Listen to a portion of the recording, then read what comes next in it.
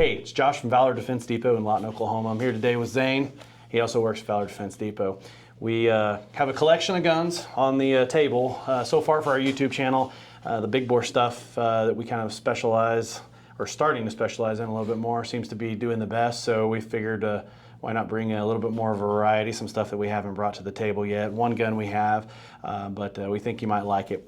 We're gonna do a kind of a little series. We'll do a group of the guns where we kind of talk a little bit in general about each of them, and then in a second video you'll be able to follow up with more about each individual one. Try to share a little bit of knowledge and kind of go from there. If you guys have some questions, just drop them in the comment box, but be sure to like and then share our videos and our posts as much as you can so we can make sure we keep doing these. Zane, which one do you think we should start with? Probably the coolest looking one on the table. Oh, so you're gonna pick the expensive one, okay. Hand it here, what do we got? So this one we have here, this is gonna be a Rizzini. It's made in Italy. It's a double rifle. So if you're familiar with African hunting, things like that, it has two different triggers. It's gonna have a front barrel and a rear barrel trigger. Front trigger and rear trigger for left and right barrels. It's got a safety selector, and then over here it's going to open up, and it has ejectors that will kick the rounds out automatically for you. This is a new model. It's currently made. We're able to get these through one of our distributors. We've actually got a couple of them in store right now. We'll have another range video also that this one will be featured in, so you'll get to see how it handles the recoil compared to the Heim video. Our Heim video on the 88B and 400 Nitro Express was probably the video that's done the best up to this point, so we figured we'd start back with some other guns that were in that category. 416s aren't as common in double rifles when you're looking at double rifles, but Rizzini makes one. So far, I've shot this gun a couple times. It's been very manageable. That 40 caliber, just over 40 caliber, is a cartridge that's easier to control than some of the others. I shot a 470 Nitro the other day, and it was a little more than I expected. So I'm not very recoil sensitive, but it definitely found my string. Wouldn't probably recommend it. I sold it pretty much right after that. So give you a little bit of information on this particular this model. So this is the Rizzini. It's the Rhino Express, chambered in 416. It's going to come with a 23-inch barrel, nickel chrome steel barrels, and it's chrome line. The sights are standard open sights. It also has a rail integrated from the factory on it. The integrated rail allow you to mount an optic of some sort. Most of these double rifles aren't for shooting long range. A red dot of some sort makes a lot more sense. Trijicon, aim point, Leopold Delta points, aim point acros. Anything else that you would say? RMRs. Don't put, well, I said Trijicon, so RMRs. Not your Hollow Suns or your probably Vortex. This gun will probably eat them for lunch, and I'll say I told you so. So this is not a fun one. It's like worse than probably mounting it to a Scar 17. It'll probably kill them faster. The wood on this gun, so this is at a very mild price point, beginner level. Not the very bottom for double rifles, but it gets you started in the double rifles. So the wood grade's not as high. Rigby, Purdy & Sons, Holland & Holland, Wesley Richards, they offer some very, very high-end woods, Turkish walnut and some others. They get you up into the grades, 9, 10, 11. I've had some experience with some of those. They are absolutely beautiful, but the problem is most people don't want to take those out and shoot them at all. They become a museum piece. But most of those guns are in the price point where if you could afford it, it's probably not that big a deal anyway. So this comes with looks like they call it a 2.5 Turkish walnut according to Rizzini. It's got a pistol grip. The engraving it has on it, just some mild engraving, nothing crazy, but it does have a picture of an elephant and a Cape buffalo, a lion, a rhino, and a leopard on the bottom, which would be the big 5 from Africa. So far, I've not had any problems. The reviews have seemed to be pretty good on this gun that we've seen. So I'd say this is a good option for somebody. Sabati's another brand that's for the entry-level double rifle section. People do well with them. They don't have I don't see a whole lot of bad feedback or anything. They're just not as refined, I would say, as the higher end Rigby's, Holland and Purdy and Sons. I've seen some Purdy and Sons in the $300,000 plus market, so they're more than a lot of people's houses. So it's kind of one of those things. This gun, though, I want to say, let me see what MSRP is on this gun. Do we have a tag for this one? Just over 12. A little over 12,000. So this gun's retailing for a little over 12,000, which makes it sounds astronomical, but it does actually, that is in the beginning side of double rifles. One of the challenges on double rifles at the factory, one reason that there's not as many of them out there, and one of the reasons that there is an expense that there is when it comes to, they call it regulating the barrels. Most rifles, you're able to attach a scope to the rifle of the receiver, and you're able to fire a bullet, and you're lining one bullet up with where the crosshairs cover, and then you're zeroed.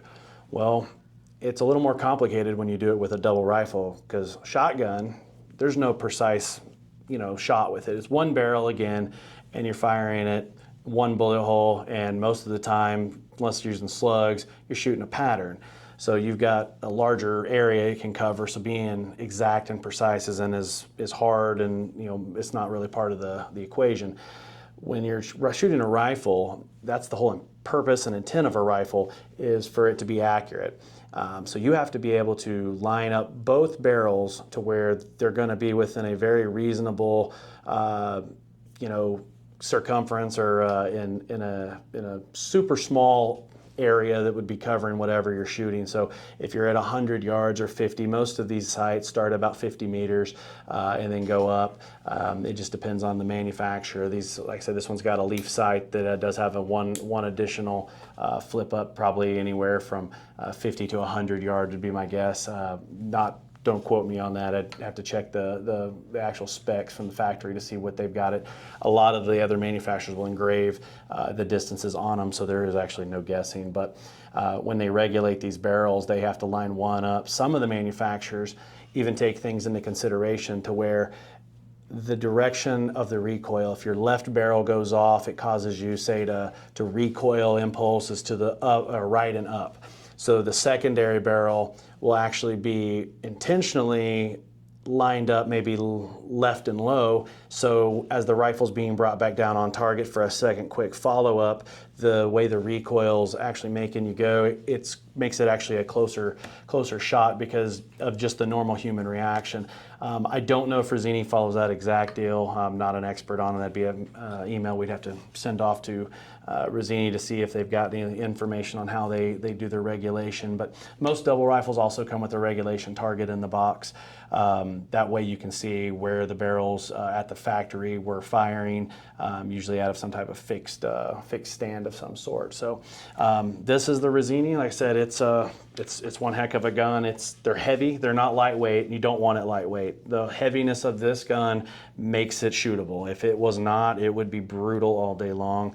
And I don't know if I'd really want to shoot them very much at all. Now, I do have a question. For those who aren't familiar with dangerous game rifles, why does this gun not have sling points anywhere on it? Sling points. So sling points on large, big bore rifles, what they turn into are a disaster for your hands. When you're firing something with a lot of recoil and they have a sling point on them, it usually will end up riding into your hand in the recoil and it cuts you. That's why majority of the guns probably on this table specifically are almost all barrel bands on them. They move the sling point off of the sling and put it on the barrel. I used to shoot a lot more long-range accuracy type things, and that's kind of actually the opposite of what they teach you.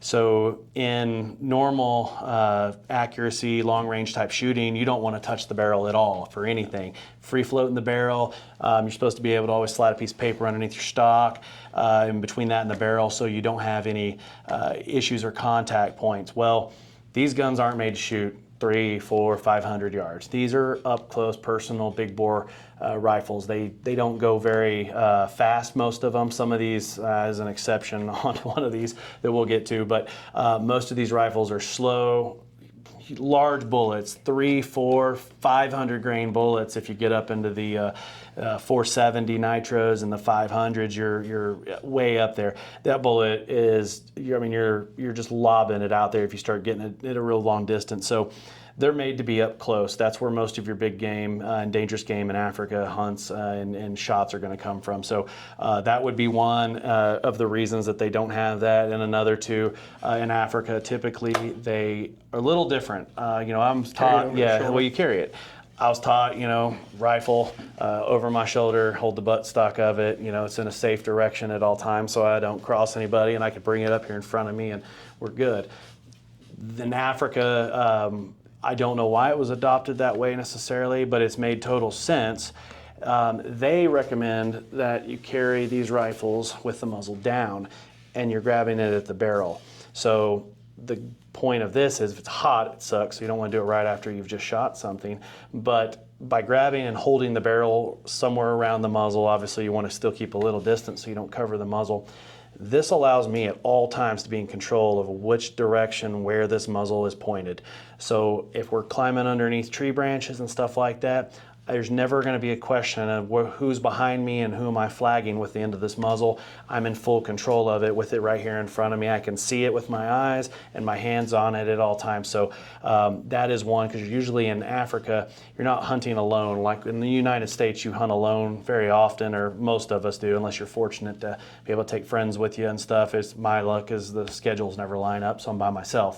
In Africa, you're always going to have a PH, unless you are one of the PHs, and then you can probably hunt on by yourself. But for us Americans, you're always going to have a PH with you and probably a tracker.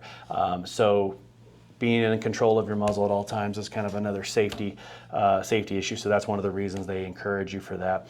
When I was there too, they brought up things if I'd carry my rifle with the barrel in the air, the reflection off of the metal, they said the animals, they pick that up a lot easier, so they'd always tell me to turn my gun around or carry it low so the sunlight off of the barrels wasn't flashing in the light. So that was another point that I thought was pretty cool. So we've got let me get the bullet, we'll set that back up there and I'll show the box real quick. So the ammunition that this particular gun shoots, it's the one that I've chose to go with is the Federal Premium. It's a Swift A-frame 400 grain bullet and the Safari ammunition. These things are rated at 2,350 feet per second out of the muzzle, and they have 4,900 and 4,905 on the energy of foot-pounds. It's pretty wicked. I mean, this will knock down anything in North America.